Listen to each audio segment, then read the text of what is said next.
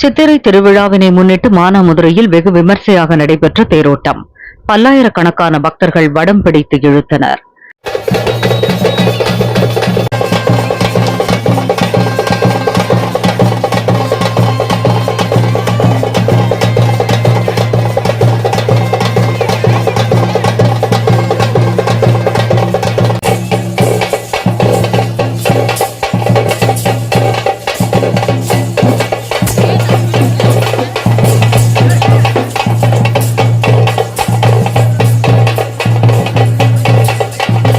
சிவகங்கை மாவட்டம் மானாமதுரை ஆனந்தவல்லி அம்மன் கோயில் சித்திரை திருவிழாவின் முக்கிய நிகழ்வான தேரோட்டம் நடந்தது.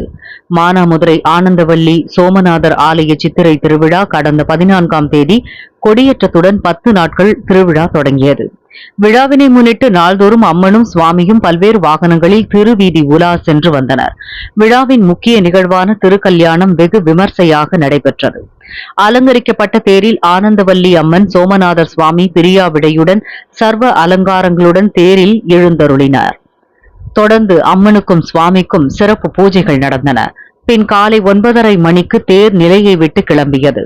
பக்தர்களின் சிவசிவ கோஷத்தின் இடையே 4 ரத வீதிகளையும் வலம் வந்த தேர் காலை 10:30 மணிக்கு நிலையை வந்தடைந்தது.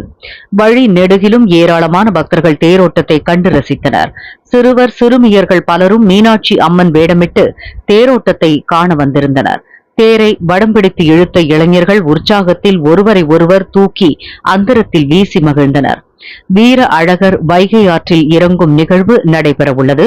தேரோட்டத்திற்கான ஏற்பாடுகளை பக்தர்கள் மற்றும் சிவகங்கை தேவஸ்தான நிர்வாகத்தினர் உட்பட பலர் செய்திருந்தனர். தொடர்ந்து பக்தர்களுக்கு அன்னதானம் வழங்கப்பட்டது.